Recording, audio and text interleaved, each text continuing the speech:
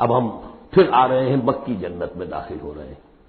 یہاں سے اب آخری گروپ شروع ہو رہا ہے. آخری منزل تو سورہ قاف سے شروع ہوئی تھی. چھٹا گروپ مکی اور مدنی صورتوں کا یہاں ختم ہو گیا. 7 صورتیں حسین ترین صورتیں قرآن کی.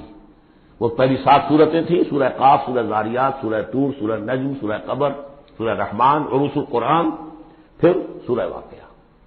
پھر یہ 10 صورتیں آگے: سورہ حدید، سورہ مجادلہ، سورہ حشر، سورہ ممتحنہ، سورہ صف، سورہ جمعہ، سورہ منافقون، سورہ تغابن، سورہ طلاق، سورہ تحریم. اب پھر یہ مکی قرآن مجید، یہ آخری گروپ ہے. اس میں بھی پہلی 6 صورتیں جو ہیں وہ 3 کے سب گروپس کی شکل میں ہیں. سورہ ملک بڑی، جیسے سورہ قاف وہاں تھی اسی مقام پر یہاں سورہ ملک ہے.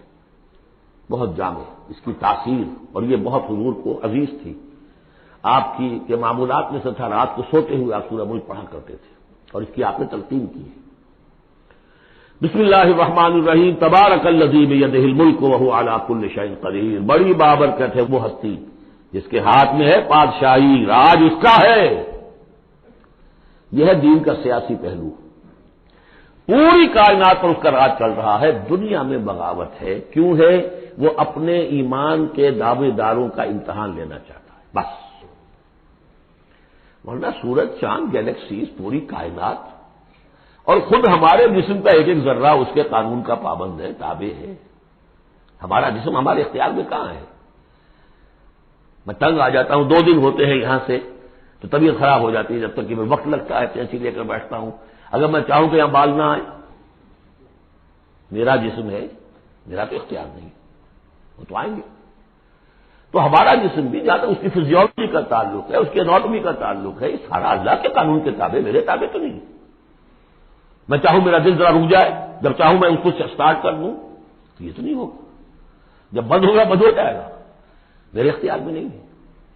لیکن یہ کہ جو ہماری اختیاری زندگی ہے اس میں ہم نے طے کر لیا ہے کہ اللہ کی نہیں مانیں گے، اپنی مانیں گے، اپنی مانیں گے، اپنی بیویوں کی مانیں گے، اور جو بھی نظام ہے اس کے ساتھ وفاداری کریں گے، چاکری کریں گے، ان کی ملازمت کریں گے، ان کے رتھوں کے اندر ہم بیل بن کر جتیں گے تاکہ ہمیں عیش ملے، دنیا کے اندر ہمارے لیے مقامات ہوں، ہماری عیش. بس اللہ اللہ خیر صلی اللہ. تو یہ ہے اصل میں امتحان. ورنہ پادشاہی یہاں اب بھی اسی کی ہے. یہ صرف ہلدی کی گانٹھ ہے جسے لے کر ہم پنساری بن کر بیٹھ گئے. میری مرضی، میرا خیال، میرا نظریہ یہ ہے. اور ہمارے نزدیک جو ہے طریقتکم المثلی، ہمارے جو کلچر ہے، مثالی نظام جو ہم نے بنایا ہے، ہمیں اس کی حفاظت کرنی ہے. تبارک الذی بیدہ الملک وہو علی کل شیء قدیر. وہ ہر چیز پر قادر ہے.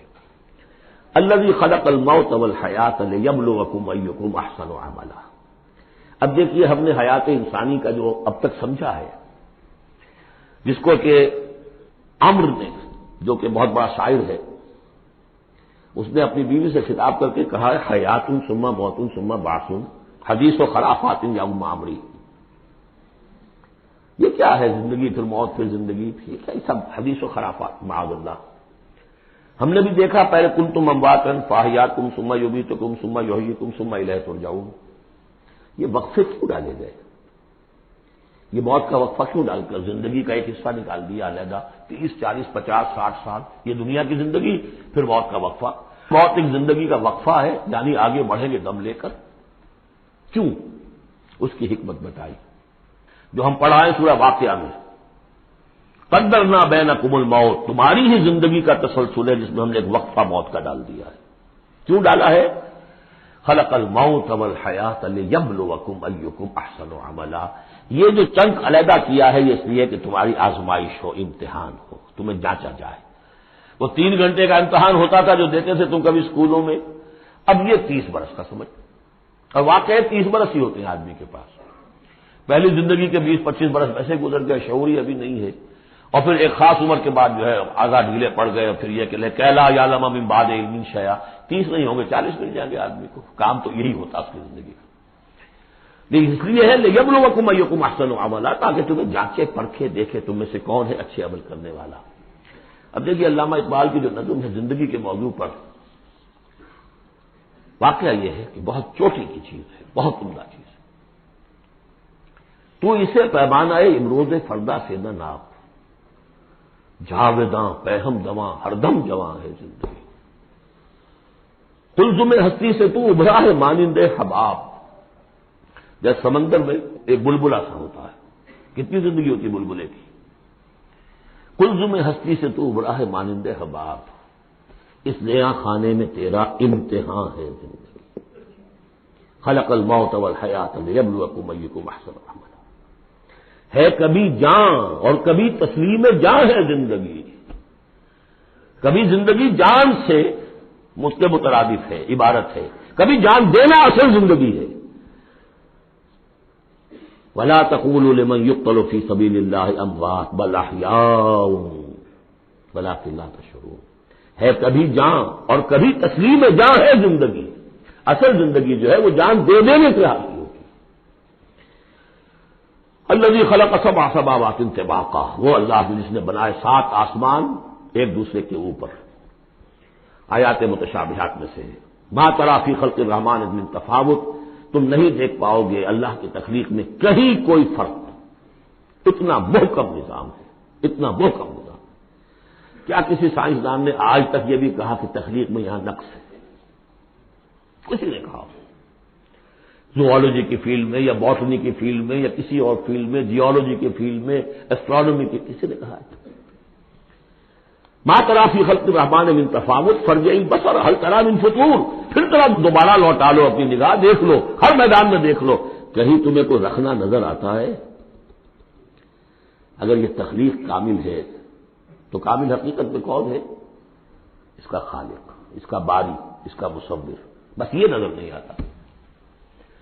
سائنسدان سب کچھ دیکھ رہے ہیں، ڈھونڈنے والا ستاروں کی گزرگاہوں کا اپنے افکار کی دنیا میں سفر کر نہ سکا.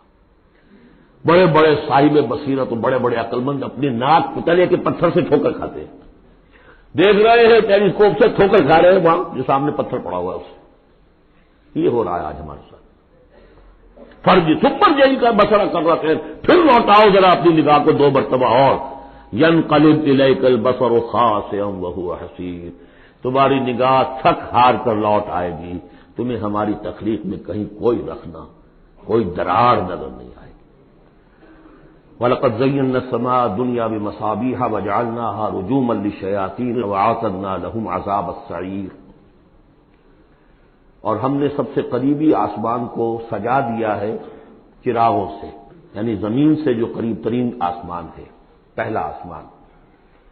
اور ان چراغوں کو ہم نے بنا دیا ہے رجوما للشیاطین. شیاطین جن جو ہیں وہ جو کوشش کرتے ہیں اس سے باہر نکل کر، اور وہ چاہتے ہیں کہ کچھ خبریں جو ہیں وہ فرشتوں سے چرا کر لے آئیں، تو ان کو کھدیڑنے کے لیے، ان کو اوپر سنگ باری کے لیے ہم نے یہ میزائلز رکھے ہوئے ہیں. وَأَعْتَدْنَا لَهُمْ عَذَابَ السَّعِيرِ، اور ان کے لیے ہم نے تیار کر رکھا ہے جلا دینے والا عذاب. وَلِلَّذِينَ كَفَرُوا بِرَبِّهِمْ، اور جو لوگ اللہ کا، اپنے رب کا کفر کریں، چاہے وہ انسان ہو چاہے جنات ہوں، ان کے لیے ہے عذاب جہنم، جہنم کا عذاب. وَبِئْسَ الْمَصِيرُ، اور وہ بہت ہی برا ٹھکانہ ہے. اذا القوا فيها سمعوا لها شهيقا وهي تفور، جب وہ اس میں جھونکے جائیں گے تو سنیں گے کہ وہ دھاڑ رہی ہوگی، اچھل کود رہی ہوگی، اس کا جوش و خروش ہوگا. جو سورہ قاف میں ہم نے پڑھا تھا کہ ہم اس سے پوچھیں گے هل امتلأت وتقول هل من مزید، وہ اور چاہے گی. جیسے کوئی بھوکا بھیڑیا ہو یا بھوکا شیر ہو اور اس کے آگے کوئی شکار ڈالا جائے تو جس طریقے سے وہ اس پر غرا کر آئے گا، تکاد تمیز من الغیظ، قریب ہوگا کہ وہ اپنے غصے سے پھٹ جائے. کلما القی فیہا فوج، جب کبھی بھی اس میں ایک فوج ڈالی جائے گی، یعنی یہ کہ ایک قوم کے بعد دوسری، دوسری کے بعد تیسری، وہ تو ہو رہا ہے. وہم یوزعون، ان کے درجہ بندی کی جائے گی، قوموں کا علیحدہ علیحدہ حساب ہوگا. سألہم خزنتہا، تو جو جہنم کے داروغہ ہیں وہ ان سے کہیں گے الم یاتکم نذیر، کیا آپ کے پاس کوئی خبردار کرنے والے نہیں آیا؟ قالوا بلا، وہ کہیں گے آیا تھا، کیوں نہیں؟ قد جاءنا نذیر، ہمارے پاس خبردار کرنے والا آیا. فکذبنا، ہم نے انہیں جھٹلا دیا تھا. وقلنا ما نزل اللہ من شیء، اور ہم نے کہا کوئی شے نہیں اتاری اللہ نے، یہ تم خام خواہ کہہ رہے ہو تم پر کوئی قرآن اترا ہے یا تورات اتری ہے. ان انتم الا فی ضلال کبیر، ہم نے اس سے بھی بڑھ کر کہا کہ تم تو خود کسی گمراہی میں ہو، کھلی گمراہی میں مبتلا ہو گئے ہو، تمہیں کوئی آسیب آ گیا ہے یا کچھ اور ہو گیا.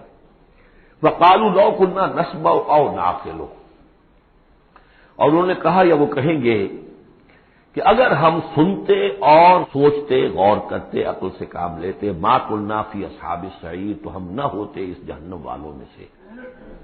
فاعترفوا بذنوبہم بذنبہم، پس انہوں نے اپنے اصل گناہ کا اعتراف کر لیا۔ یہ بہت اہم مقام ہے۔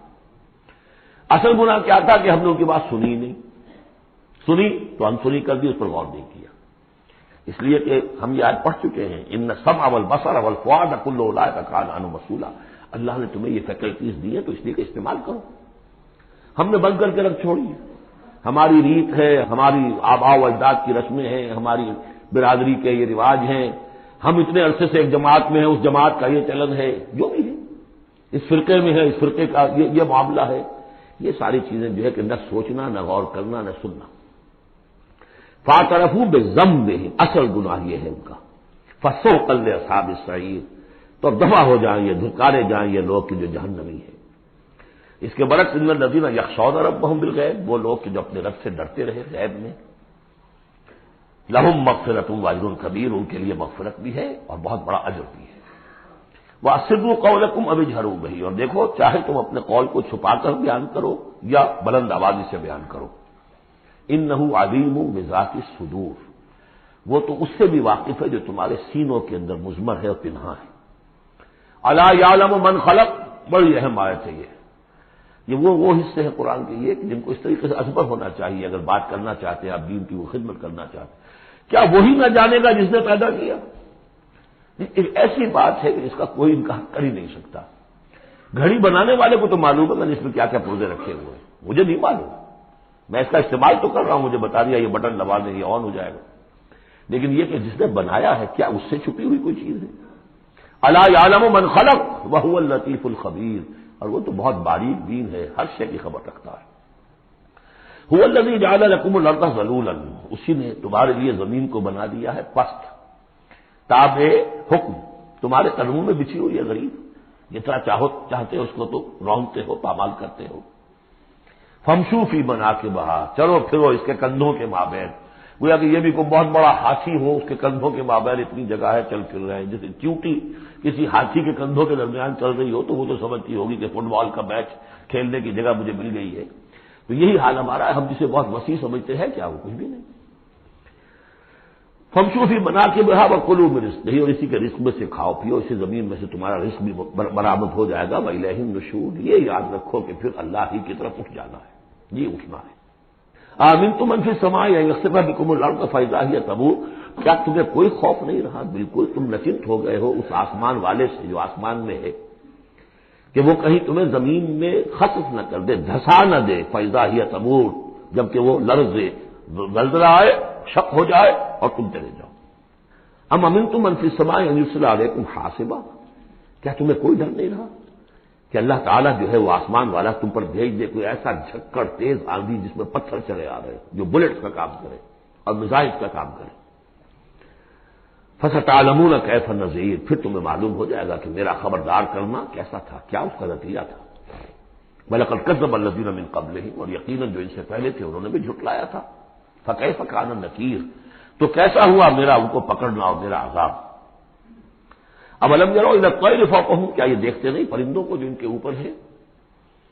صافات ویقبضن، کبھی انہوں نے اپنے پر پھیلائے ہوتے ہیں، کبھی ان کو سکیڑ لیتے ہیں۔ ما یمسکہن الا الرحمن، نہیں روکے ہوئے انہیں اس فضا کے اندر مگر رحمان۔ انہ بکل شیء بصیر، یقیناً وہ ہر چیز کو دیکھ رہا ہے۔ یعنی جو قانون طبیعی ہے جس کے تحت وہ چل رہا ہے وہ تو اللہ کا بنایا ہوا ہے۔ امن ھذا الذی هو جند لکم ینصرکم من دون الرحمن، بھلا وہ کون ہے جو تمہارا لشکر بن جائے اور تمہاری مدد کرے رحمان کے مقابلے میں؟ ان الکافرون الا فی غرور، نہیں ہے یہ کافر مگر دھوکے میں آ گئے، بہکاوے میں آ گئے۔ امن ھذا الذی یرزقکم من امسک رزقا، پھر بھلا کون ہے وہ جو تمہیں رزق دے سکے اگر اللہ اپنے رزق کے خزانوں کو روک لے؟ بل لجوا فی عتو و نفور، نہیں یہ لوگ اپنی شرارت میں اور نفرت میں بہت آگے بڑھ گئے۔ افمن یمشی مکبا، یہ آیت بہت اہم ہے حکمت قرآن کے اعتبار سے، فلسفے کے اعتبار سے۔ افمن یمشی مکبا علی وجہہ اہدی امن یمشی سویا علی صراط مستقیم، دو انسانوں کا تصور کرو، ایک شخص وہ ہے کہ جو اوندھے منہ پیٹ کے بل گھسٹ رہا ہے، ایک وہ جو سیدھا کھڑا ہے، سیدھے راستے پر چل رہا ہے۔ کون ہوگا زیادہ ہدایت پر؟ اس میں نقشہ پھینک دیا گیا ہے، جو لوگ حیوانی سطح پر زندگی بسر کر رہے ہیں صرف انسٹنکٹس کی وجہ سے زندہ ہے، پیٹ معاشی جدوجہد اسی کے لیے زندہ ہے، گھسٹ رہے ہیں اسی میں، اس اوندھے پڑے وہ انسان کے معنی نہیں جنہیں آگے اگر کچھ پتہ نہیں آگے کہاں جانا ہے، وہ تو ان کے انسٹنکٹس انہیں چلا رہے ہیں، بالکل اینیمل لیول کے اوپر زندگی گزار رہے ہیں، اوندھے منہ، انہیں کیا نظر آئے گا راستہ کون سا ہے، کدھر جانا ہے؟ ایک شخص کھڑا ہے سیدھا، اپنی منزل اس نے معین کر لی ہے۔ یہ بالکل وہی فلسفہ ہے جو سورہ حج میں آ چکا ہے۔ انسان حقیقت میں وہی انسان ہے جس نے اپنا کوئی آدرش، کوئی نصب العین، کوئی مقصد، کوئی آئیڈیل زندگی میں مقرر کیا۔ جو شخص بغیر کسی نصب العین کی زندگی گزار رہا ہے، ہی از این اینیمل۔ اولئک کالانعام بل ھم اضل، حیوانات جو ہیں یہ چوپائے، ان کی زندگی کا کوئی مقصد نہیں ہے۔ وہ تو اللہ نے ہمارے کام کے لیے پیدا کر دی، آپ لوگ کاٹوں گوشت کھائیں اور ان کی چمڑوں سے جوتیاں بنائیں، اور جی رہے وہ خالص انسٹنکٹس کے اوپر، ان کی جبلتیں ہیں، صرف جبلت کے تحت ہے۔ انسان صرف حیوان نہیں ہے، اس میں کچھ اور ہے، اور اس کے لیے کوئی آئیڈیل۔ ضعف الطالب والمطلوب، جتنا اونچا آئیڈیل ہوگا اتنا ہی اونچا انسان جائے گا، لیکن جس کا کوئی سرے سے آئیڈیل نہیں وہ نرا حیوان ہے۔ آخر چوپائے بھی تو اسی طرح چلتے ہیں نا۔ افمن یمشی مکبا علی وجہہ اہدی امن یمشی سویا علی صراط مستقیم، سیدھا راستہ اور اس کی منزل معین ہے، مجھے ادھر جانا ہے۔ دنیا میں ہماری منزل اقامت دین، حقیقت میں زندگی کی منزل آخرت، رضائے الہی کا حصول۔ قل هو الذی انشأکم وجعل لکم السمع والابصار والافئدہ، کہہ دیجئے وہی ہے جس نے تمہیں انشاء اٹھانا، تمہیں بنایا، بڑھایا، وجعل لکم السمع والابصار والافئدہ، تمہیں کان دیے، آنکھیں دی اور دل دیے یا عقل دی۔ عام طور پر قرآن میں سمع پہلے کیوں آتا ہے اور بصار بعد میں کیوں آتا ہے؟ انسانی علم کا جب آپ جائزہ لیں گے تو اس میں پہلا حصہ ہوتا ہے جو پہلی نسلوں نے علم حاصل کیا ہوا ہے، اس کو آپ اخذ کرتے ہیں اپنی سماعت سے۔